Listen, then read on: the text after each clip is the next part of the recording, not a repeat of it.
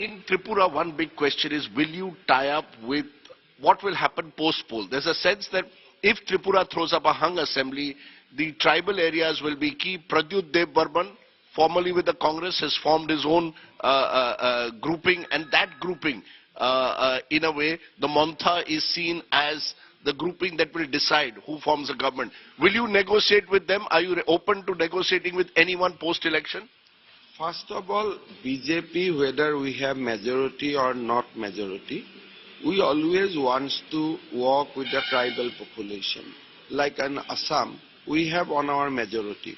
But we are still working with the tribal political party. In Manipur, we have majority, but still we have taken tribal political parties on our fold. And that is the whole principle of NEDA. So in Tripura, we have already contesting with our old political ally IPFT, and we have no problem in working with Tripura Motha. But here is a rider. We understand that there is a problem for the tribal community in Tripura. They are facing it. There is an issue of culture, language. There is an issue of economic underdevelopment. But the core demand of Tripura Motha of creating greater Tripura land cannot be accepted. You will not accept separate statehood is unacceptable. No, because for power, we cannot create a Pandora box in Northeast. Power will come later. But if you do something in Tripura, that will trigger a similar kind of demand in other northeastern states. So we have clearly told Tripura Motha that we are ready to discuss anything, but accept the demand for Tripura land.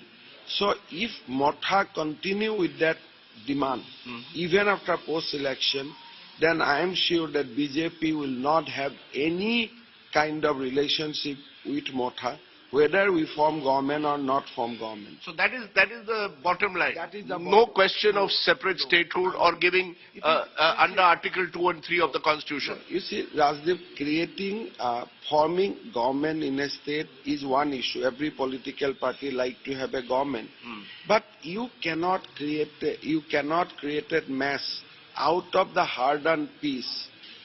Today, we can claim a success of Modi government in Northeast because we brought peace. Today, we have said the tribal community across the board take greater autonomy, have more financial authority, work for the tribal people, but please do not ask for division of states. So we don't want to open the Pandora box, whether we are in power or we are not in power. Because already there are conflicts that have emerged, Assam versus Meghalaya, Assam versus Mizoram. We've seen border clashes in recent years. Does that not trouble you, that Pandora's box which you talk about, that this is still a volatile region and there are still concerns that are being expressed in different parts of the Northeast? Yeah. There are a lot of fault lines in Northeast. There were fault lines with the rest of the country. There are fault lines within the states. There are fault lines within the region. Overall, if you see that there is Assam, then there is a fault line within the Assam. And there are fault lines even within the district. So it was a fragile kind of coexistence. But then, gradually from 2014, we have almost settled boundary dispute with Meghalaya. Hopefully next 2 months we will settle it with Arunachal Pradesh. And even the disturbance or the fragility within a state has also been controlled in a manner that Tripura, we have rehabilitated Bru and Riang, resolving that long-pending dispute. So Prime Minister Modi and Home Minister Amit Shah has done a lot to make that fragility into a solid region. So now, if you are going to exceed any kind of demand for separate state within this Northeast, there will be tremendous problem and hard-earned peace, hard-earned tranquility, hard-earned development will go in pieces. My final question, you've spoken repeatedly of Prime Minister Modi and how things have changed post-2014. You were with the Congress for a long time, and the Congress used to control large parts of the Northeast for many years. What's the difference that you really see? What is the difference between the long periods when the Congress was controlling states in the Northeast and now the BJP? I think for a person who is not of Tripura or Northeast, the simple answer can be I think when you landed in Agartala airport, you can see that kind of development. Today Agartala airport is, from infrastructure wise, it can be compared with any other state capital of the region.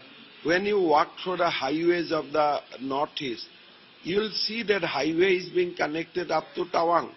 So when you talk about railway connectivity, it is broad gauge, now it is a double lane, it is electrically run, and you are also seeing state-of-art railway station everywhere.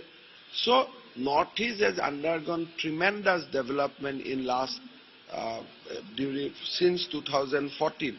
And that is irrespective of political affiliation. Everybody agrees to it.